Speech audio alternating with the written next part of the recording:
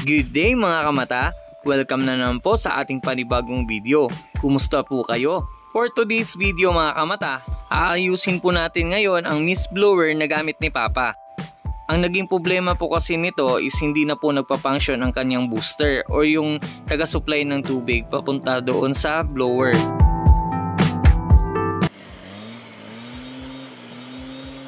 At eto na nga po mga kamata yung naging problema ng ating mist blower. So hindi nga po nagsusupply itong booster natin. So possible po sira po yung ating booster or hindi po gumagana. Napaka-importante po na gumagana ang ating booster mga kamata. Lalo na po na kagaya namin na nagsasaging farming. Kasi lahat po ng pinupunteriya namin na ini-sprayhan is nasa taas po ng part ng saging. Ayusin namin tong steel na mist blower na 600 so with booster. So ito yung booster pump. Ito yung possible na sira kasi hindi siya nagsusupply ng tubig or hindi siya nagagana yung pump. So papakita namin ngayon kung paano i-fix.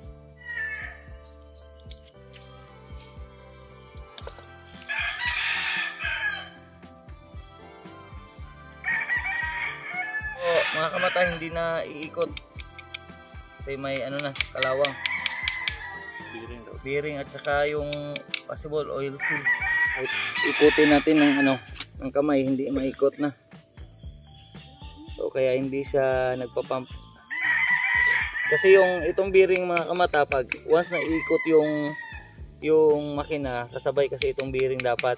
So para ito yung silbing magbibigay ng yung iikot doon sa parang pump nito para matanggal natin yung screw. Ito naman yung sa makina. Yan, dito papasok yung sa bearing natin. And guys, para makuha natin yung bearing dito sa housing ng booster, so pupukpukin natin itong tornilyong to. So dahan-dahan lang, alalay lang. So, para hindi natin masira yung housing. Tapos kasi plastic ito. Tapos yan, nakuha na namin yung bearing. So ito yung naging problema ng booster na hindi siya iikot kasi yung bearing natin kalawang na. Papalitan natin itong bearing at saka yung oil seal para isahang palit na lang. Yan, ito naman yung nagsisilbing propeller ng pump. Ito may lock itong kukunin guys. Ito yung parang lock ng clip lock. Yan.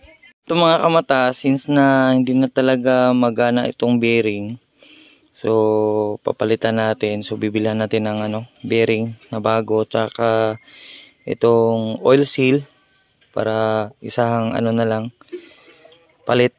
Tapos ang gagawin natin dito, since na hindi namin makuha itong yung parang axle or ba tawag nito, so ipapress namin to para hindi masira yung thread kakapalo namin dito sa taas. So ito guys, ito yung kasi yung parang gamit nito sa natin sa mist blower. So ayan, so dapat ito iikot ng free wheel na ikot para pag umandar na yung makina natin guys, ito yung magiging parang propeller nung booster natin, magsusupply ng tubig sa pump. Yun.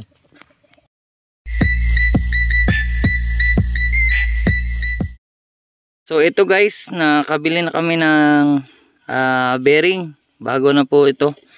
Bearing namin na ginamit. Tapos nakabili din kami ng clip, lock clip. Tapos ang number ng natin ng bearing is 6000. 6,000 na bearing. Yan. So Japan yung binili natin para tawag nito, tatagal yung bearing. So assemble na natin. Tapos bumili din kami ng ito, yung gasket maker. So ayan mga kamata, so na na namin, na install na namin yung clip dito sa bearing. So ang trabaho ng clip para hindi na uusog itong bearing pataas. So yan, i-install naman natin dito sa housing. Yan. Dito. Ayun mga kamata, so na-install na natin itong bearing sa housing. So next, itong propeller.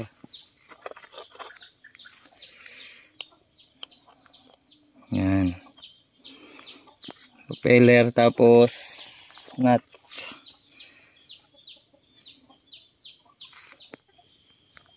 Ito na siguro. Kuha na muna siya, wheel. Yan mga kamata, tapos na nating mabuo itong propeller. Then bearing, clip. So kasunod itong rubber gasket. So itong rubber gasket para hindi mag-spill yung tubig.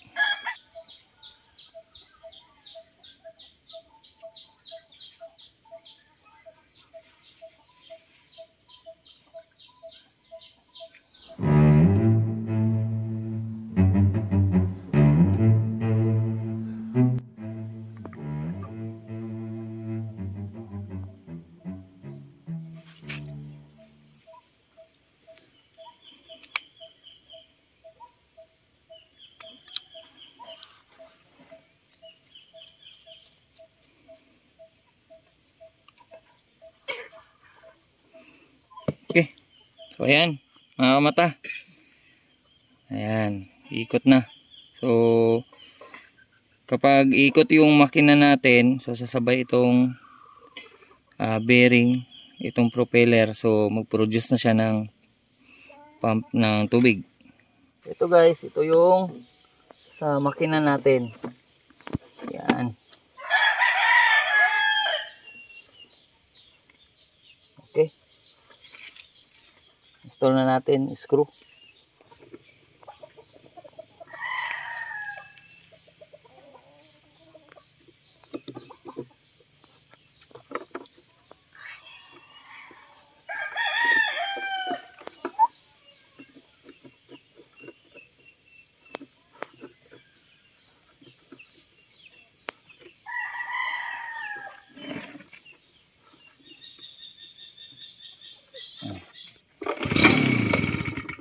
Guys. Yan guys, okay na yung perfect.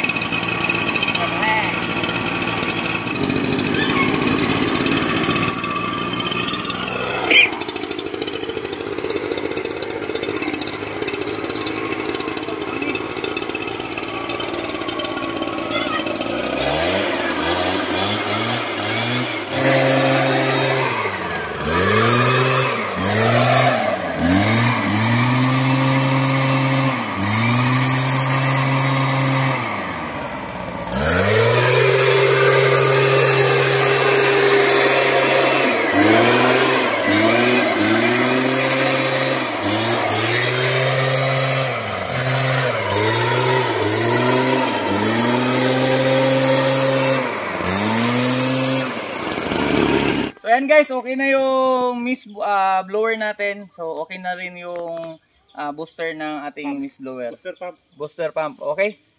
Ayos! Sana may natutunan kayo dito sa video guys. Please like and share.